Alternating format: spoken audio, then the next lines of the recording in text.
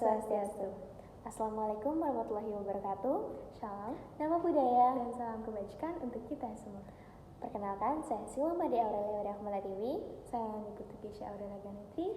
Kami dari SMA Negeri 1 Kuta Utara. Pada kesempatan kali ini, kami ingin mempresentasikan penelitian kami yang berjudul Hubungan antara pembangunan rumah Sikut-Sata dengan konsep Trihita Karana. Pada kesempatan kali ini, saya ingin menjelaskan mengenai latar belakang. Arsitektur tradisional Bali yang dipengaruhi oleh budaya Hindu Bali dengan memadukan elemen-elemen di sekitarnya dengan segala aturan-aturan pembangunan untuk mendapatkan keseimbangan antara kedua dunia.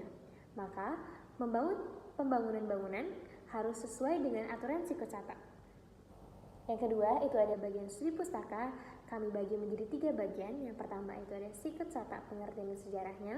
Yang kedua itu ada relevansi Trihita Karana dalam konteks arsitektur dan pembangunan di Bali. Dan yang ketiga itu ada karakteristik umum rumah tradisional Bali.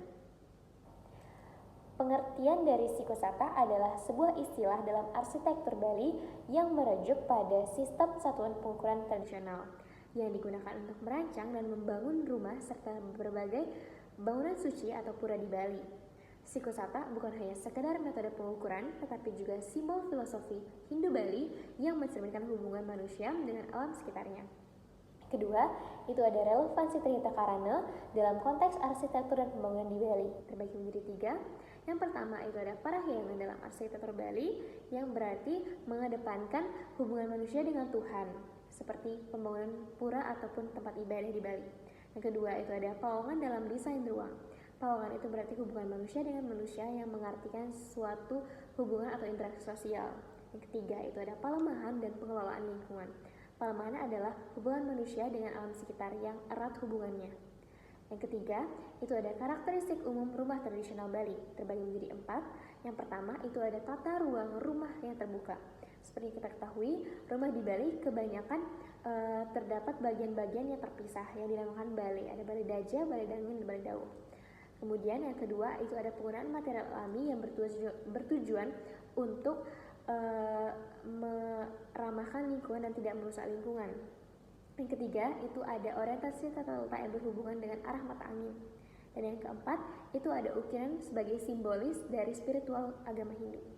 Metodologi penelitian yang kami gunakan yaitu metodologi kualitatif sebagai prosedur penelitian untuk menguraikan konsep pembangunan rumah tradisional Sikut-Sata dengan menggunakan pendekatan deskriptif untuk mendeskripsikan dan juga menggunakan pendekatan analisis kontekstual berupa analisa wacana.